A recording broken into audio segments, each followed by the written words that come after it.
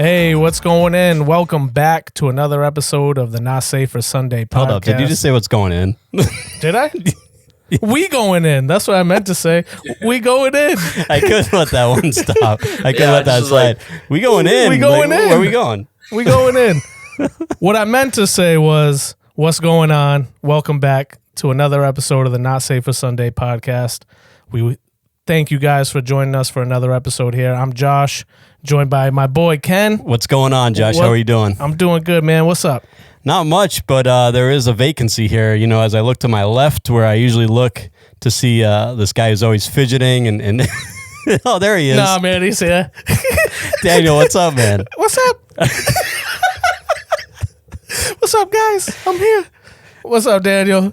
So yeah, we definitely represent Daniel. Yeah. And every time I hold it up, I'll be really fidgety like he is in his seat. My boy.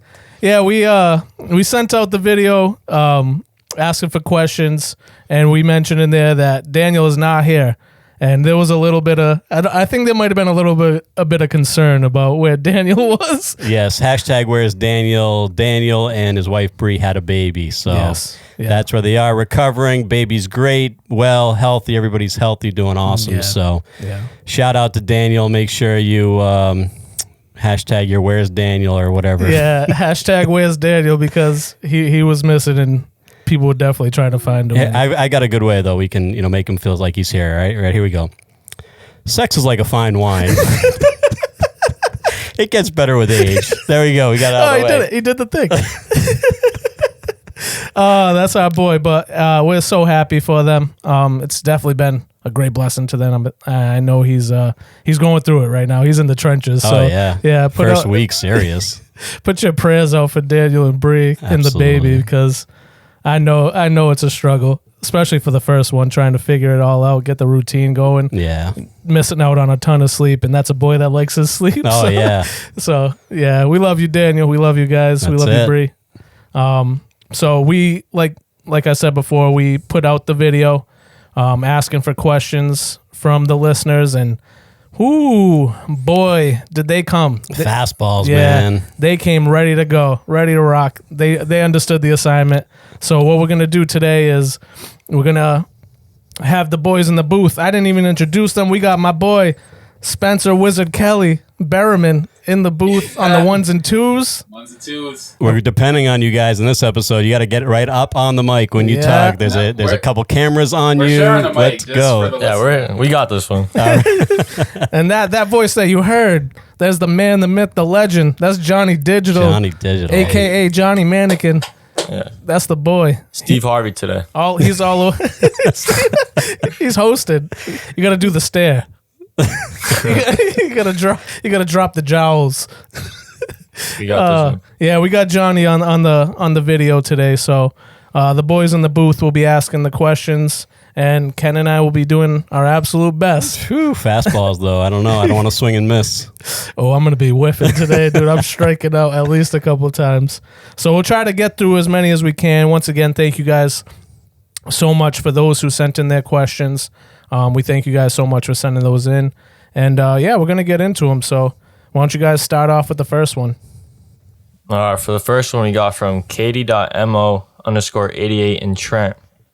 And they asked, do you think Christians get married so young because they're more scared about falling into sexual sin than finding a lifelong compatible partner? And then they reference the secret lives of Mormons, because I guess they all got married because they all got pregnant before getting married. Oh yeah, that's friend of the podcast, Katie Morales. Katie Mo, friend of the pod. Shout out Katie. She obviously loves some garbage TV. So, no hate, Katie. I love you. But yeah, I'm gonna let you go ahead. You go ahead and start that one off.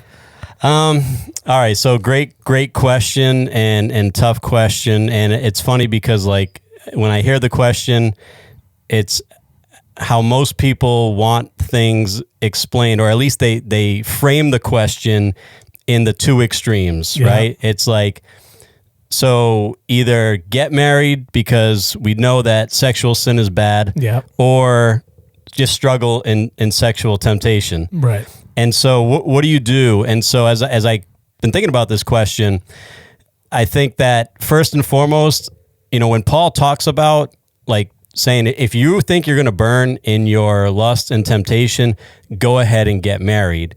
But I don't think that's just blanket across the board. I think that if you can see the finish line of marriage, like you can see it on the horizon, you can see where like you're in a committed relationship and this is the person. I wouldn't date for 10 years and have one of them engagements that last 6, 7, 8, 9, 10 years. Yeah.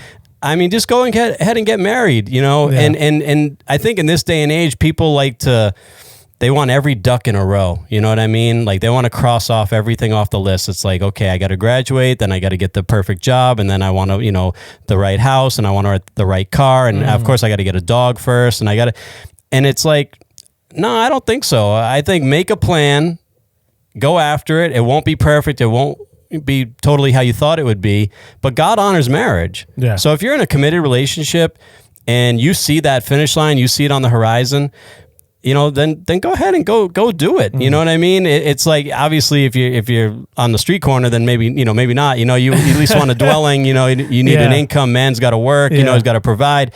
Probably both people work, but if you can see the horizon, I'd say go for it. Yeah. Now to the other person that does not know, maybe they're dating, but they're not serious, or maybe marriage is not on the horizon, or maybe they're not dating at all. I would never tell that person, oh yeah, just go get married so you don't have sex. Right. But the question is like, why do we have to frame it in those two extremes? Because to those people, and to anybody, I would say there's a middle ground, and that middle ground is like, raise a standard. It does not have to be either or, marriage or sexual sin. That's a great point. That's a great point. There is a middle ground. There's so much else in between that. And that middle ground is raise a stinking standard. Like draw a line in the sand. Right. Like have some conviction. Like control yourself. Like put it to the test for yourself. Like challenge yourself and say, no, I don't have to do this just because like there's so much expectation to, and the culture just like tells me, oh, just give in because that's what your body wants and all. No, like raise a standard. Like you can hold on. It's like you're not gonna die if you don't have sex. Like you might explode. But well, not safe. Cold showers and ice the marbles and do what you got to do. But honestly, no, it starts in your heart. Yeah. If you want to hold that line, you'll hold it. Yeah. And that's the thing is that, so who are you with, right? So now kind of back to that other couple that maybe sees marriage on the horizon but struggles with temptation. Yeah. Are you guys in agreement, first of all? Yeah. I mean, faith agreement has to be paramount, right? It's got to be first. And then can you both agree and challenge one another and both say, hey, this is the standard we both want to keep. It's going to take keeping each other accountable. If one's weak, it's going to be really hard for you both to be successful. Yeah. So, both agree, both come to that standard. And then just the dumb practical stuff. It's like, oh, well, it's impossible. Every time we're alone, we have sex. It's like, so why are you alone? Be around people. That's a weak point. Right. Oh, every time we go for a ride. Well, it's because you're going to, Lover's Lane and Makeout Point or whatever. And it's like one thing leads to another. So it's like, don't drive that way. Right. It's like, it's not that hard. It's like, it is hard, but it's not that hard to put in some good fail safes, some accountability. You can do it. Right. Like if it's at the top of your list of things that you want to hold and raise a standard to, you'll do it.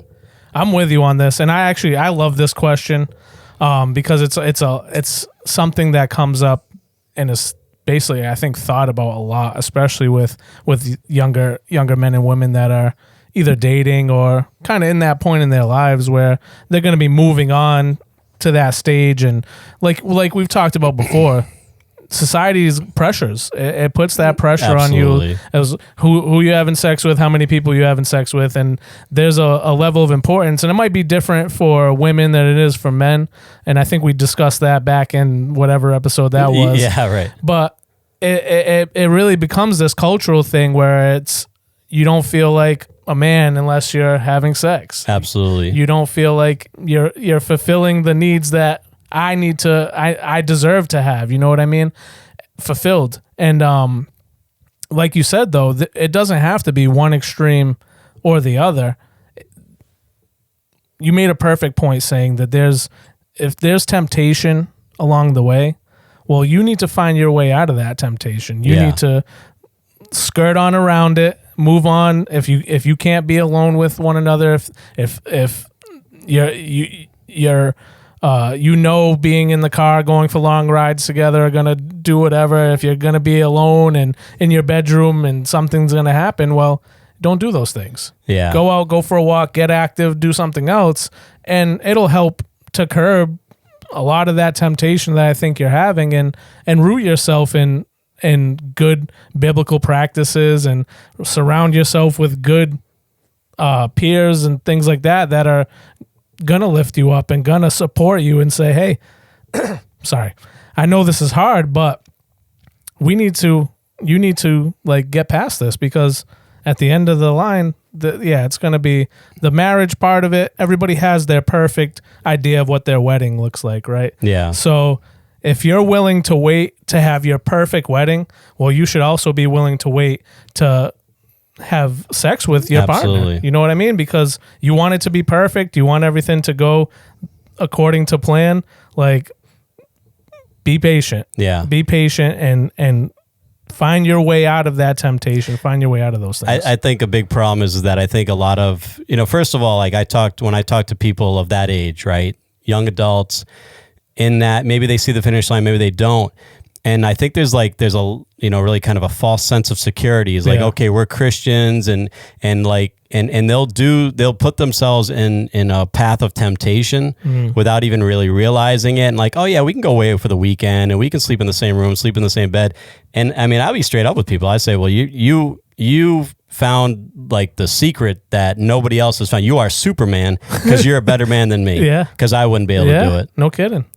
So why are you fooling yourself? Why are you, setting yourself up for disappointment? And then I think secondly, I think a lot of young people today too, is that they really don't understand the significance of the why. And they just think it's like, oh, that's just traditional values. And that's just like, oh, that's how you guys did it. And that's how that generation did it. But Paul, there's a reason why he says what he says. And I have in 1 Corinthians 6, and that's where the first, 1 Corinthians 7 is the first thing that I reference, where he said, if they cannot control themselves, they should marry, for it is better to marry than to burn with passion. So I already kind of talked on that. But then you go back to 6, and there's a why of Paul of saying what he's saying. And he says, do you not know that your bodies are members of Christ himself? Shall I take the members of Christ and unite them to a prostitute? Never. Do you not know that he who unites himself to a prostitute is one with her in body? For it is said, the two shall become one flesh. But whoever is united with the Lord is one with him in spirit. Flee from sexual immorality. All other sins a person commits are outside the body, but whoever sins sexually sins against their own body. And so when we're talking about sexual sin, Paul is saying there's something more to this one than the others. And I think there's kind of a cliche in church, sin is sin, and it's kind of a way to say like, well, everybody's a sinner, right? Which is true. And in an eternal consequence, yeah, sin is sin. Because God is the standard bearer, and Paul even says it. You break one part of the law, you're guilty of all the law. But that's in an eternal sense, or an eternal consequence, that sin is sin, and we're all guilty of it. But the earthly consequence, sin is not sin. I don't care what anybody says. I mean, the consequences for murder are a lot different than stealing a pack of gum from the supermarket. Right. And that's what Paul's saying here, is that sin is sin, but this one is different. This one, you're bringing a whole mess of people into it. You're sinning against God. You're sinning against your own body. Then you're bringing the other person into it. You're causing them to sin against their own body. Right. You're slowly polluting yourself and polluting your soul. You're slowly marring the image of God that God created. What's he say? Be united with God so you can be one in spirit. Don't be united now. And the prostitute is strong language, and it's not like he's calling every woman prostitute, but she is not your wife. And so what is she to you? Your squeeze, your last body count, whatever, she's not your wife. Right. I mean, God says it clearly. The man shall leave his mother and father, cleave to his wife. The two shall become one. Right. That's oneness, and that's when God honors what happens in the marriage bed. Until then, he doesn't honor it. and you're hurting yourself. I mean, you think about the emotional baggage that people carry around from their body count it's why the social ills that we have are what we have today. It's out of control. The anxiety, the insecurity, the low self-esteem, the low self-worth, everything. So much of it is because we live in such a sexually perverse society where it's just all things go, and people are killing themselves slowly. They're polluting their souls. And Paul says it right here. Yeah. Says this one's different. You're sinning against your body. Don't do it. If marriage is the only alternative, get married. I'd rather see you do that than slowly die. Yeah. And I talked about it before. Like, I fell into that trap. I made that decision, and like you said, the baggage that comes along with it is hard, and it's a hard thing to break through as you go, because if you end up having sex and that person isn't the one, and then you do it with the next one and that person's not the one, you're just adding and adding and adding you're to just that carrying bag. people around. Yeah, and then when you finally do find the person that you want to be with forever, you got to unpack all of that. And trust me, time to go. Get off my back. Unchain all these things, but it doesn't happen like that. No, there's a lot of collateral damage. Yeah, it's not just dumping that out. It's literally one piece at a time, taking those pieces out. And like you said before, you're sinning against your own body. So now you're also trying to find the pieces that you lost along the way. And yeah, it is very hard. And there's a reason why, like you said, Paul puts such an importance on it. And like I said, I love this question. It's and I'm sure there's so many people, because we actually had a second person that asked this almost identical question. The same question. If you guys want to read it, we're not going to probably go too much deeper into it, but if you want to read the second question. In 1 Corinthians chapter 7, verse 9, it says, "But if they can't control themselves, they should go ahead and marry. It's better to marry than to burn with lust." Their question is, what if they aren't ready for the commitment of marriage and everything that comes with it, but can't control their lust as well? Yeah, so I mean, we kind of already spoke to this a little bit with the two extremes, and it's like, if you can't control your lust, that's a you problem. You're not wrong, dude. That's a you problem. You know, that's not like, I have no options here. Yeah. No, you absolutely do. You know, and especially we live in a day and age too where it's like nobody really understands also what commitment even means, you know, and the value to that. And it's like they want to test drive the car before they buy it. They want to taste the goods before they buy it. They want to, you know, get the milk for free so they don't have to buy the cow. And it's like, if you're talking about doing, I mean, think about this. It is the single most intimate thing you can do with another person. 100%. There's nothing even close to it. 100%. Is that expression of love through physical enjoyment, pleasure, sex, right? So you're allowing yourself, you're giving yourself over. These two people are giving themselves over to each other when there's no promise of anything. Right. There's no commitment. I love you, baby. Yeah, we know how long that lasts. You know what I mean? I promise you're the only one for me. Oh, we'll be together forever and all these things. But nobody's willing to put their money where their mouth is and actually put it in writing and make the commitment and then go ahead and enjoy all that comes with it, all the benefits that come with making that commitment. So we have everything so backwards, and we believe the lies of the culture like crazy, where it's like, especially like the whole like, oh, well, you know, how can I marry somebody and I'll be with them for 50 years and I don't even know if we're sexually compatible? It's like the biggest lie ever. Okay. First and foremost, the parts are all the same. I don't know if people realize that. I was gonna do the anatomy, but I'm not gonna do it. Yeah, well, I mean, you know, there's different cars and colors, and you know, and all that, right? But they're all the same, and the whole compatibility issue is such a problem because if you do jump the gun, right, and you have sex before the commitment, all the body count stuff comes back because then it's all the comparison. Yep. She Yep. did this. Oh, and he Yep. did this. Yep. And she made me feel like that. No, nobody made me feel like him, Yeah. you know? And so it's like, it's really heavy. And if I could just be like Daniel for a second, I'd say, you know, sex is like a fine wine. It's like a fine wine. It does get better with age. Yeah. And shout out Daniel again. But that, not only is that true, but it takes a lifetime to really get to know your partner in the physical realm, just as it does in the emotional realm. Yes. And so you have people saying, well, I don't know if we're sexually compatible, so I really need to do all this and do it a lot and exercise this and make sure we're good before I make that jump. But that's not realistic at all, because you're never, that's like saying, I want to know them completely 1000%, you know, I want to know 50 years worth of them in a few months, you know, before I marry them. Right. And it's like you said before, it's like you're in Ben and Jerry's, dude. You taste one ice cream. Oh, well, I want to see how that one is too.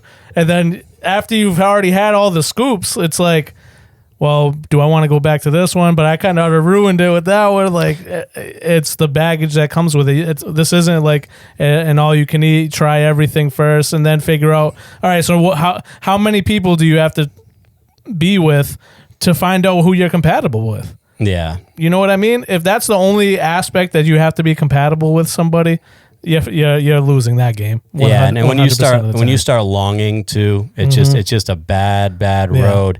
Kind of not off topic, but like a little bit of a sidebar is that I was talking with some students one time from UMass. We had them over. They're exchange students, foreign students. They came over for dinner, for Christmas dinner, because they had nowhere to go. So my wife and I, my family had them over.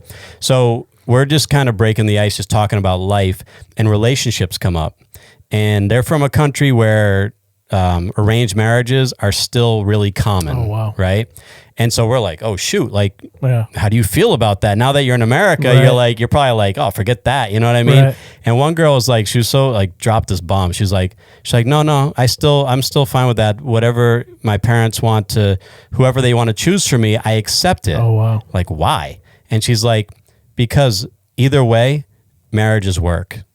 And you have to work hard at it, whether you get to choose the person or they're chosen for you.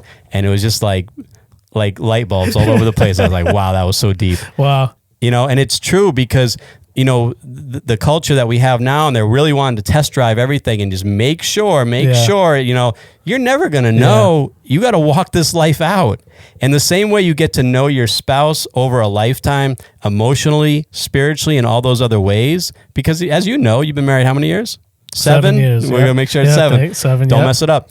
You know, every day, every month, every year, you're knowing this person better. Oh, yeah. Well, sexually, it's the same thing. Oh, yeah. You know, you don't start out. I think we talked about this. Can't remember what episode it was. I think it was It's probably Spencer's questions. Marriage questions, part 1. You don't start out, you know, just like with the fireworks going off and the lights flashing and all that stuff. No, you're getting to know this person day by day, time by time, year by year. And so, yeah, man, it's the culture's in such a rush to get something that they don't even know the significance of. Right. If they would sit back, think about what it is to honor God and really how God designed them, and then also stop this lie and stop framing it in extremes. Yeah. You can do it. Yeah. Like, you know, you can. I'll just, not to belabor on this one for the entire episode, but just the lust aspect of this, just speaking from my own experience, I can see how the feeling of lust, you almost feel like you're doing something wrong just because you have that feeling. Sure, good point. You know what I mean? Good point. So because you have that feeling of lust, now it's like, oh, I already ashamed of myself. Yeah. You know what I mean? And then imagine continuing in that and moving forward and then sealing the deal with some girl or some guy or whatever. Imagine how you're going to feel afterwards. Yeah. Like, wow, I gave in. Like, yeah, it's that whole thing with the lust. I felt it myself. It's like, I am ashamed of myself that I even feel this way. You know what I mean? No, I think it's the biggest issue that just about anybody in this age range, in the kind of young adult or even older adult, or even maybe starting over dating, faces because of the damage that it does. Paul's not joking when he says this one's different. This one, you're sinning against yourself. You're causing a lot of damage. And I would tell anybody, I was like, whatever accountability you need to do, whatever steps you need to do. I mean, when Jesus is saying, like, when your left hand sins against you, cut it off, or when your left eye sins against you, like poke it out, like do what you got to do, and this is definitely not going to be safe right here. Okay. But when I was at UMass, I was a student, but I was also a student leader. All right. And there was one of our fellow students, young lady, and she was raised in the church, but she had a body count. She rebelled, and she went there, did that. So now she's in like the fellowship at the campus. She's really trying to get her faith back. And what does she do? Something stupid. She hooks up with this other dude who, she had a lot of relationships. She's like one of her weaknesses. So she hooks up with this other dude who's kind of like, maybe has a church background, but he's coming around the fellowship too. But he wants what he wants, and, they're having sex. And so I know, like, for me, it's like, it's hurting me because I know what this girl's struggling with. And I know this is just a real weakness of hers. And you can see the way it's poisoning her soul. So one time I get the guy alone, and I think he was about to, go and hang out with the girl. And we're talking about it. I'm being real plain with him about, dude, this is killing you. It's and her, especially her. It's killing her. Like she's got a past, man. Like you're poisoning her, bro. And he's like, yeah, but it's a struggle. It's a struggle. And I said, bro, here's how serious this is. I said, before you go out with her, if you need to go into your private place, and we used to call it the knuckle shuffle, you got to do some knuckle shuffle. I said, go do it, dude. Go do it, because at least you work on your lust later, but at least now you're not taking your lust and then bringing it into her. Wow. Now, you're just bringing all. Great point. That's a great point. And I'm not even saying I'm not even saying, oh, that was God or anything. But that's what came out of my mouth.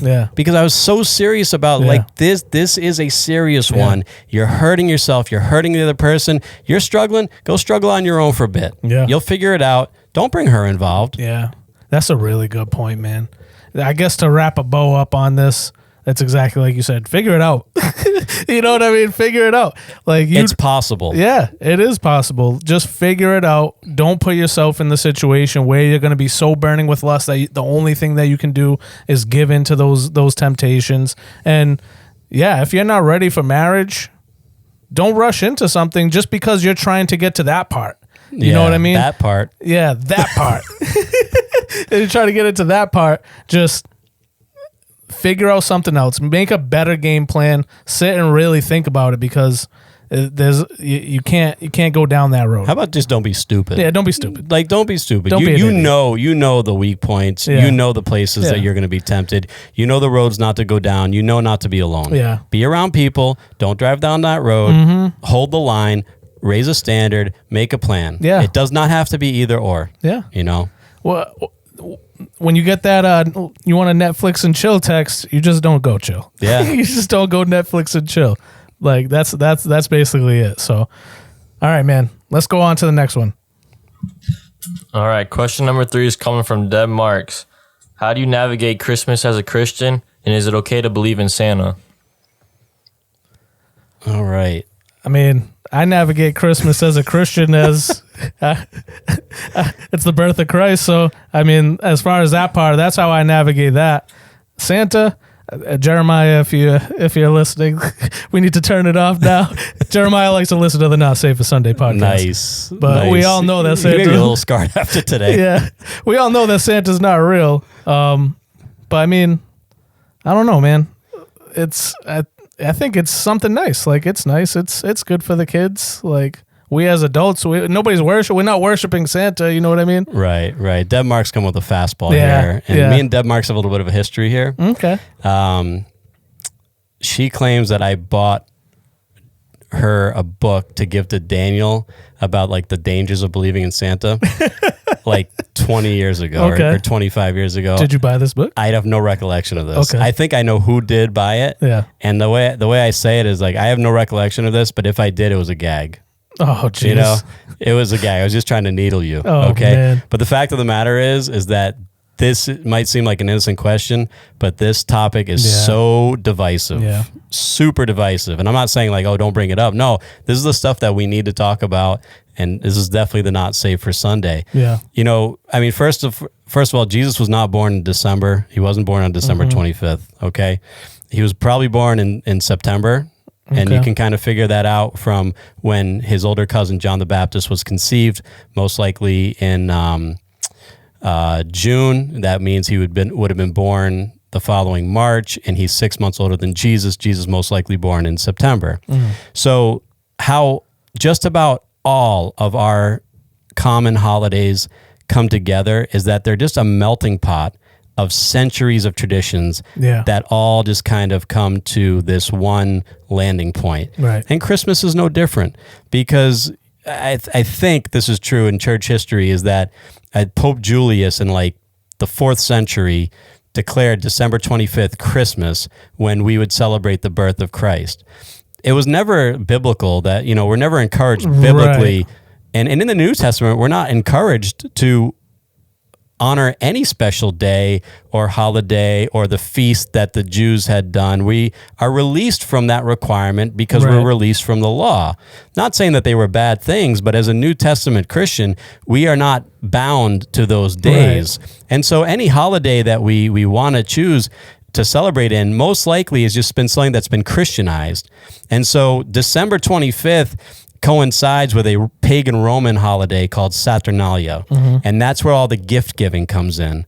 And then the trees, getting a tree and putting that up is like from the Middle Ages. And that's like, almost like the winter solstice and but it's all pagan stuff. Right. And so you can't go too hard on this either way. And it really goes back to our sacred versus secular podcast about Christian liberty and where your comfort is. Right. And there's really not too many rights or wrongs on it. It's just really where you feel comfortable, and definitely not judging the other person. Right. Because if I'm going to judge you, how dare you, man? How dare you tell Jeremiah about Santa Claus and bring him to the mall and all that? And I'm putting a tree in my house. Yeah. One's make believe and one's pagan, has pagan roots. Who's more right and who's more wrong? Right. Or the gift giving, And so we've Christianized these things just like Pope Julius did in the 4th century, and to be honest with you, when you look at the history of how these things came about, they didn't really have legs until the 20th century, when people realized they could make a lot of money. Yeah, big dollars. And then these things really got the royal treatment. Yeah. And once TV and print media and radio media started to become really popular, like the 30s, 40s, and 50s, then they realized, man, we can make a ton of money by marketing this special holiday. We'll bring Santa in, we'll bring Jesus in, we'll bring everybody in. And it's a multi-billion-dollar holiday. Yeah, it's insane. And so then, as churchgoers or Christians, we act real stupid, and we decide to draw up the battle lines like we do about everything, and be like, this is about Jesus. How dare you worship Christ out of Christmas? Claus. Don't take Christ out of Christmas. Christ was never really in Christmas. It's really a Christianized pagan holiday. Right. And so if you want to focus hard, I mean, the nativity story is beautiful. It's a big part of our gospel. It's a big part of the New Testament. Yes. It's when the Savior is born. Yeah, that's incredible. Yeah. But if you don't choose that you want to go hard in celebrating that on December 25th and get caught up in a lot of the other stuff that goes with that, because it's not just about Jesus. We know this. Right. I mean, people are going into debt at Christmas time, big time. More families break up and divorces, that fuse is lit during the holidays because of the families coming together and the big family brawls, and then January comes and then the debt is, it's like, how dare you, how did you spend that much money? Right. A month ago you're all laughing and kissing and opening presents. Oh, you got me those earrings. So you gotta just, as we've always said, you gotta walk this out with the principle and with the conviction that you have, and stop casting judgment. Because really, there's not, you can't point and say that's less holy, that's more holy. We know the birth of Christ is a special event, but it didn't happen on December 25th. And so, for you to cause division and judge your brother because they do this and they don't do this, man, you're both hypocrites. Yeah, and it's all about how you use that holiday within your family, right? Because Christ probably wasn't born on December 25th. He definitely wasn't. Definitely wasn't born on December 25th. Well, you going and figuring out the day and you celebrating him that day? Yeah. You know what I mean? You going. We're doing Christmas in September this year, family. Yeah, September Christmas. Like, the way I've always saw Christmas is that's my, whether the date is right or not, that's my opportunity to celebrate the birth of Christ, to talk about it with my children, my family, and it's always been a time of love and bringing the family together. I'm very much a gift giver. Like, that's my love language. I love giving gifts. Yeah. So if that's you pagan. Yeah, shame on me, dude. Shame on me. But because I love my friends, I love my family, and I want to express that. And if that's my time of year and my opportunity to do that, it does hurt when people say, you don't even know what you believe. You're doing a pagan holiday and all that stuff. And it's like, yeah, I get it. I know he probably was not. He definitely was not born on December 25th. I get it. See how messed up this can be, though, because like of course we want to bring the sacred element into it, right? But how much is enough? Or how little is too little, right? And you think about the irony and how much tension there is during that time of year, because we're wanting to put a focus on Jesus, but of course we get caught up in the gift giving and the buying and the money and all that. We spend a ton of money during that time of year. And the irony is that like Jesus warned a lot about the dangers of materialism.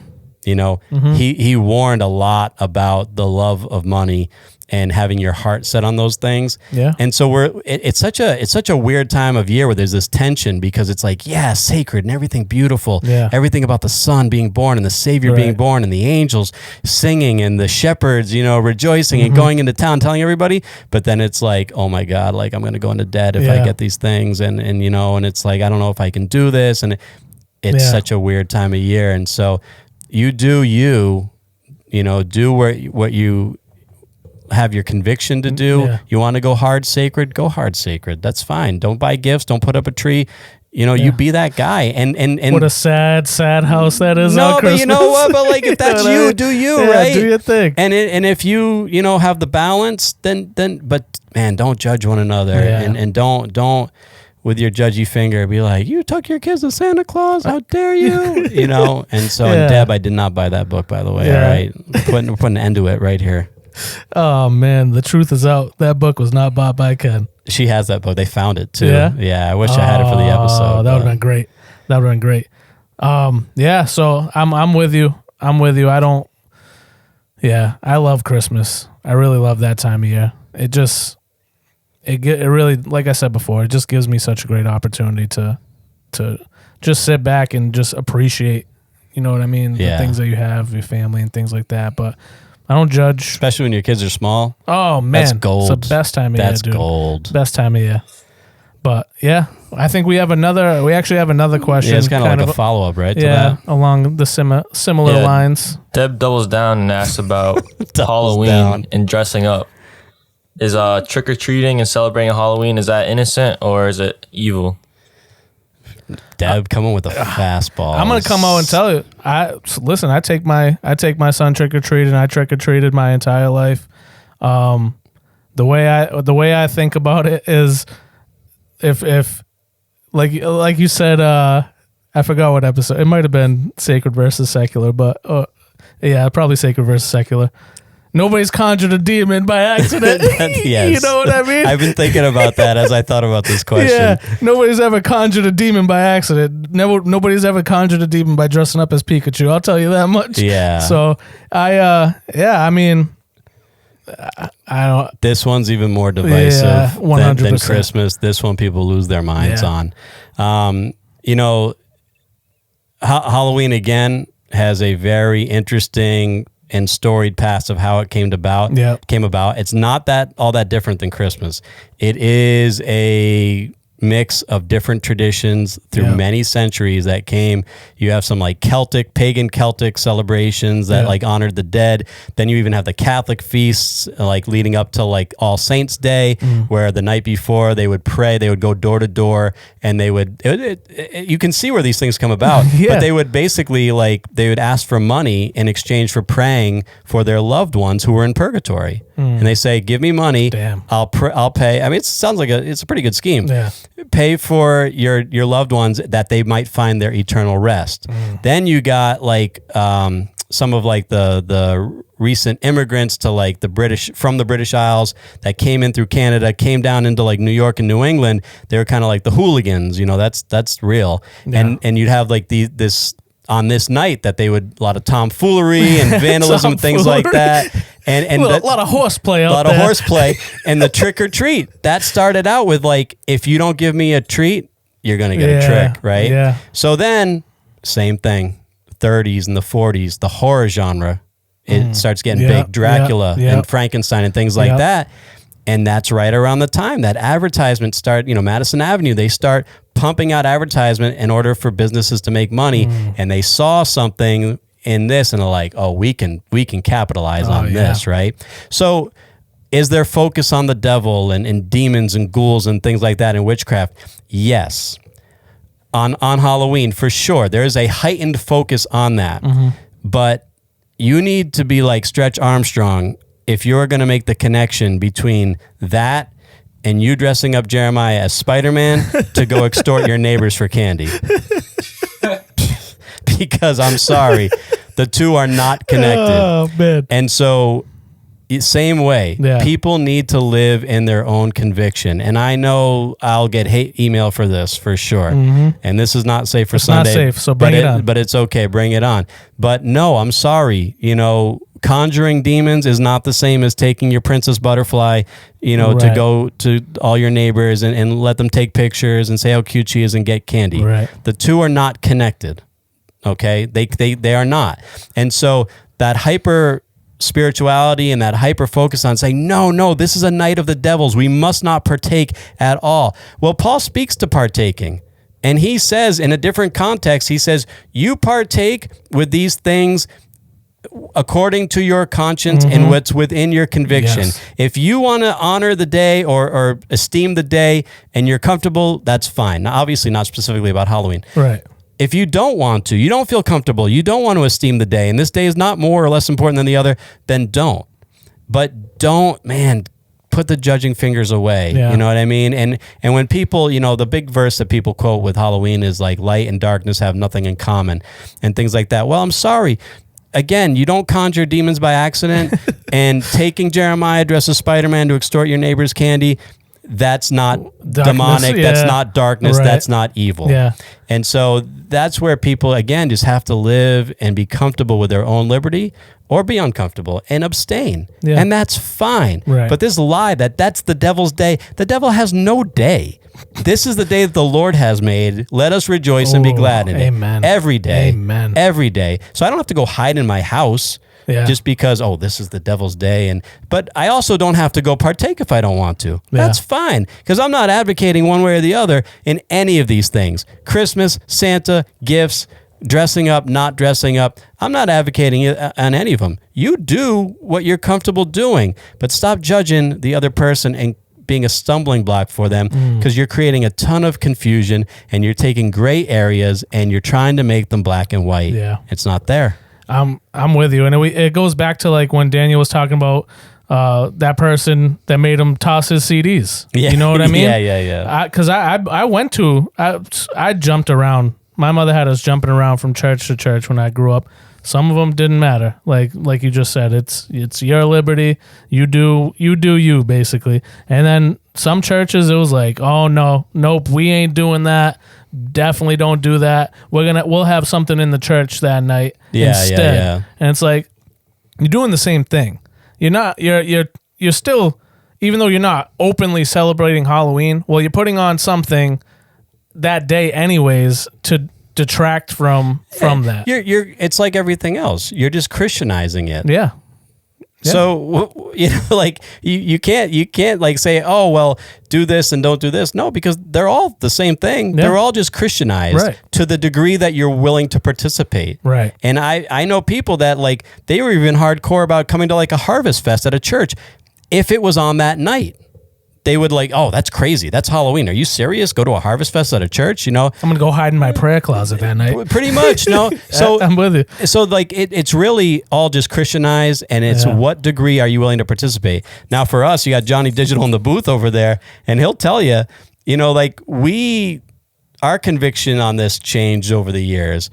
At church, we actually used to do a pretty bomb night on that night. Yeah. It was a lot of fun. There was like skits and music and drama and pizza and candy and puppets for the kids. And it was like a really good night. Yeah. That came to an end at some point. It just ran its course. And so then for us, it was like, well, what are we going to do? So Johnny and little sis, they're like, come on, guys, trick or treating. They're Come giving on. them out. They're practically giving it away. We've been waiting. And, we were a little hesitant, It took some time. We went to some trunk or treats. And then after trunk or treat one year, we're like, all right, we're hitting the neighborhood. Yeah. We're the there. up We've and down Allen arrived. Street. We're out where that church was, where we did the trunk or treat. But the point is that we just had to navigate it with our comfortability. Yeah. And the church did serve as kind of a good distraction for a while. It was a really fun night. It was a great time for the people to have. But then when it ran its course, it's like, well, what are we going to do now? Are we just going to stay home? We still have small kids. Or are we going to venture out and maybe navigate this a little differently and, hope no lightning bolts come down and that we don't scandalize anybody else for taking. What did you dress up as before? Do you remember? I don't remember. It was a little while ago. That was a long time ago, but Manny Ramirez, dude, he gave the cornrows. I don't know what it was, but they got to experience that later than they wanted to, for sure. Right. I'm sure they'll tell their therapist about it someday, but we just navigated the best way that we could. But I never wanted to get into that passing judgment thing. You know what I'll say is, if having that option, like having something at the church for those who don't want to participate, is a great way to navigate. And I don't want to participate. I don't want to dress up and go door to door and get the candies from my neighbor. To have that option in the church and choosing to go and do that instead, that's a great option. But you like you said before, don't point your finger at all those other people, and know what's in their hearts for what they're doing out there. Because I'm just having a nice time with my kid. Like, how many chances you get to walk around and do this and see them literally sprinting from house to house to get a Babe Ruth? Oh, absolutely. You know what I mean? Or if you come across a full-size candy bar house, forget it. Listen, Tiverton, dude, my neighborhood, it's all full-size candy bars. It is awesome. I'm going trick-or-treating. Yeah, you better come on down, dude. It's awesome.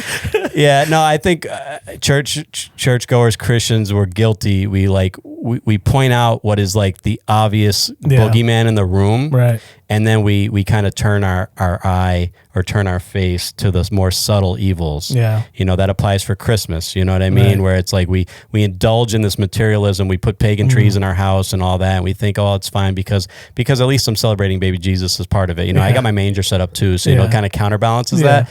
So we point out the obvious evils. We turn our head to the more subtle evils. And Halloween is like that, because it's like, in an extreme way, like the way some people put it, even if they eat one stinking piece of Halloween candy that's got a jack-o'-lantern on it, they're guilty.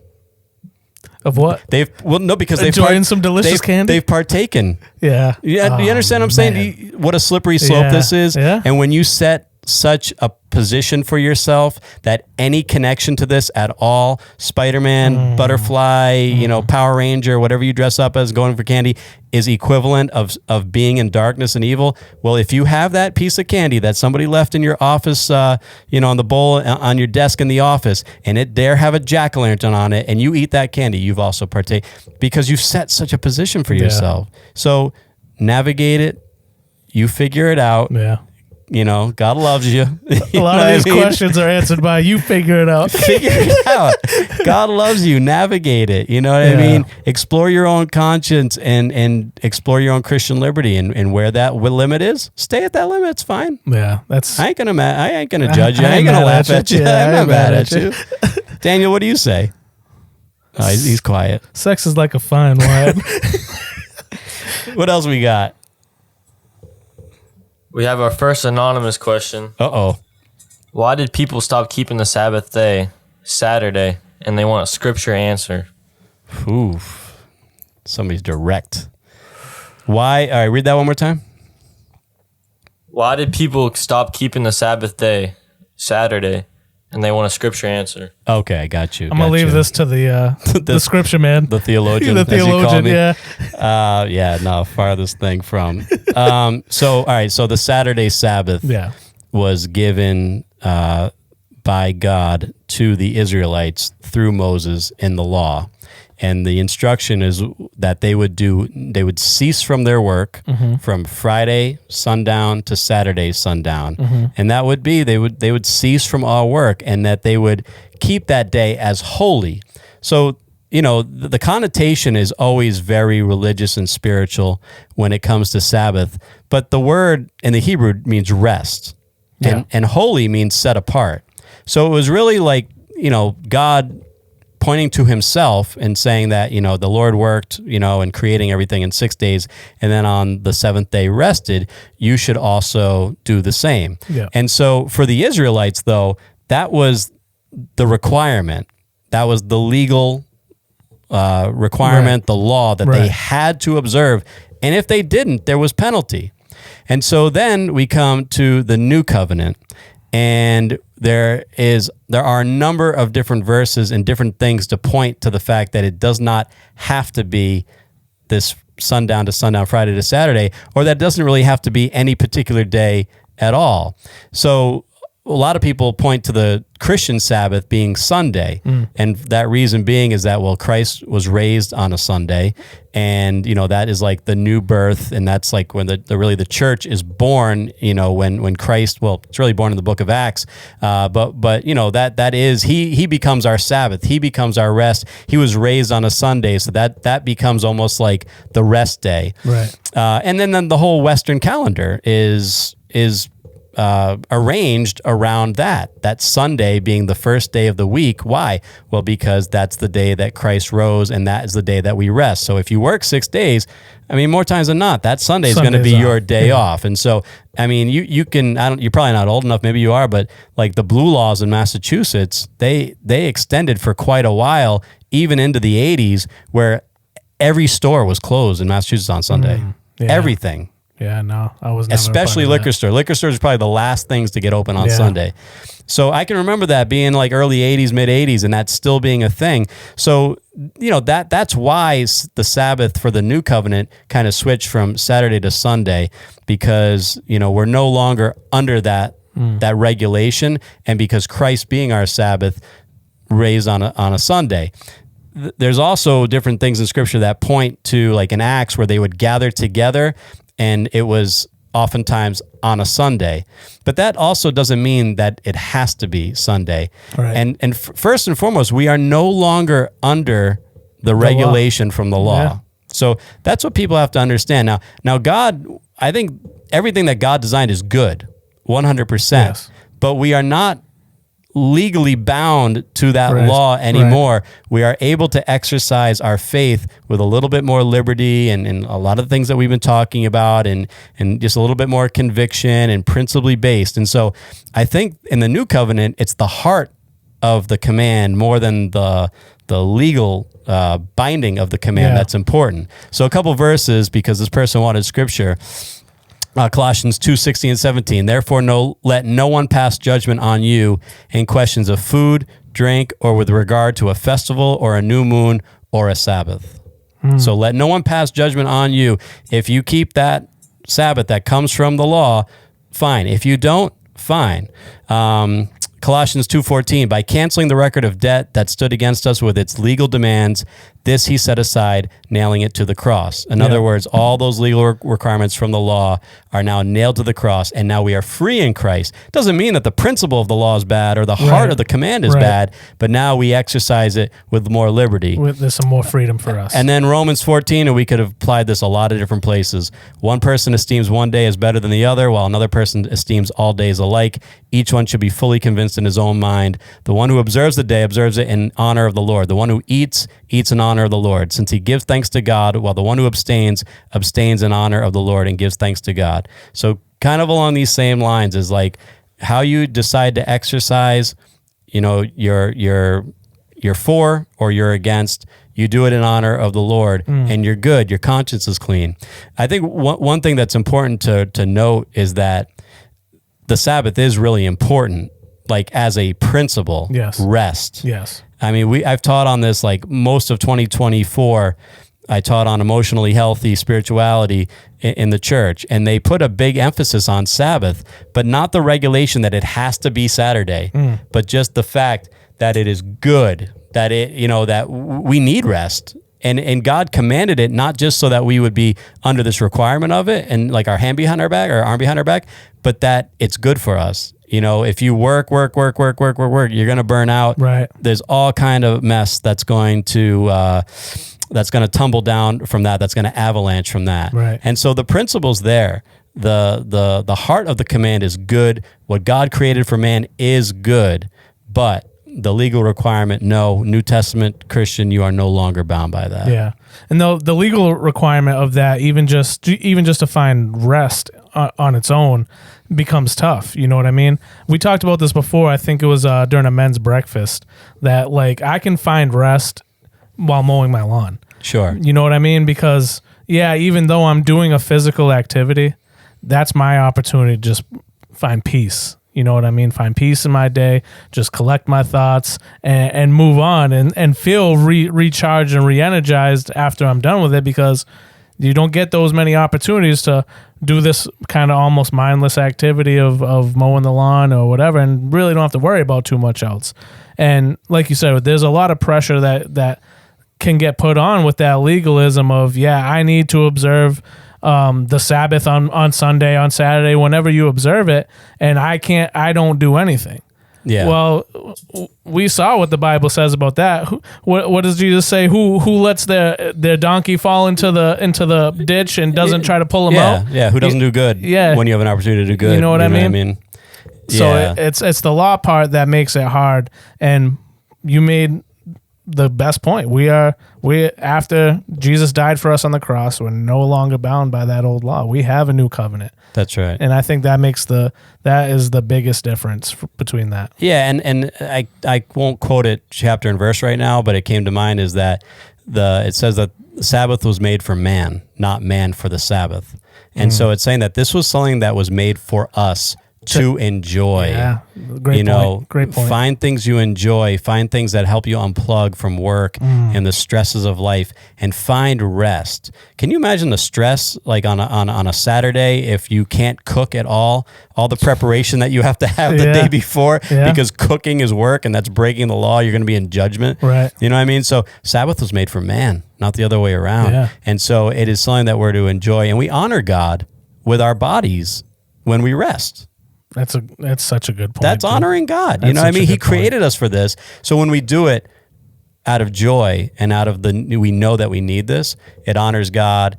It's rest for us. It's a blessing for us, blessing for our family. And it just cascades out from there. I just thought of something that he wants to share with us, because on that Sabbath day, he rested. That's right. And he wanted us to rest with him. That's right. That's good. Like, I think that just popped in my head. Like, that is our opportunity to share something with God, and that's that rest in that day.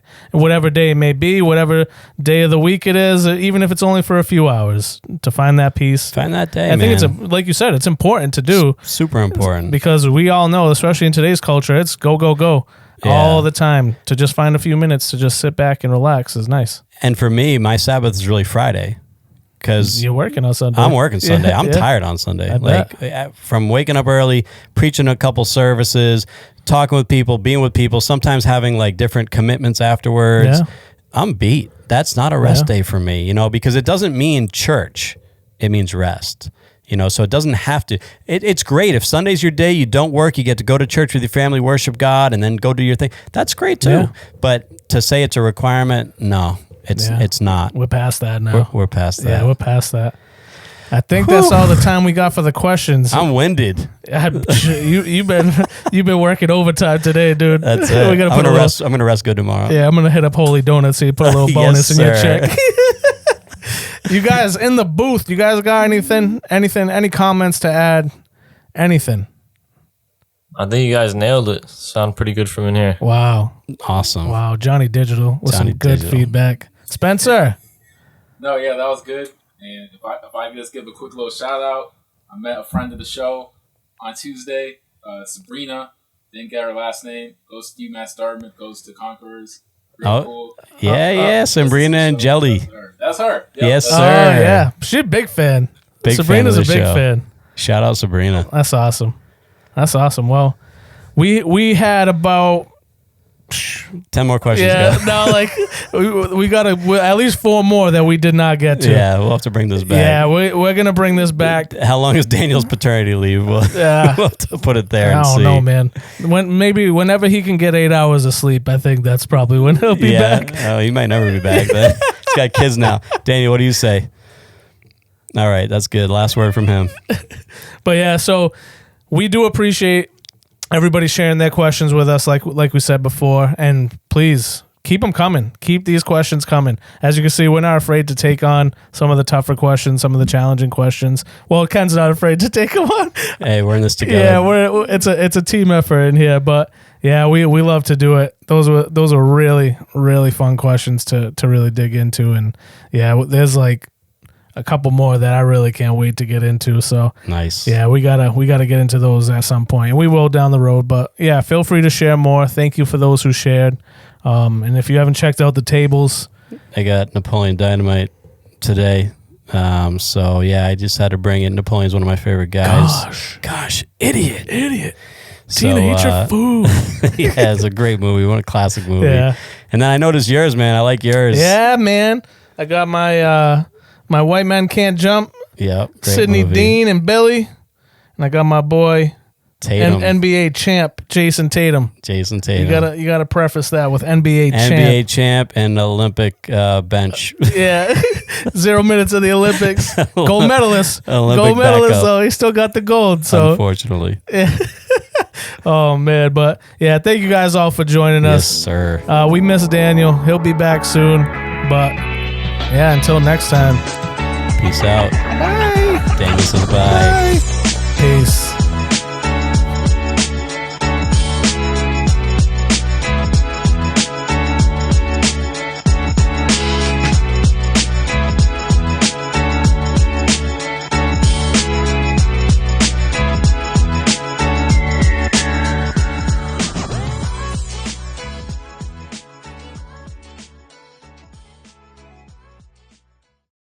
The Not Safe for Sunday podcast was recorded in the loft. You can find us on social media at NSFS Podcast. Audio editing by Spencer Barrowman. Video editing by John Walsh. If you'd like to join us for a Sunday service, you can find us at Conquerors for Christ Church, located at 972 Reed Road in North Dartmouth, Massachusetts.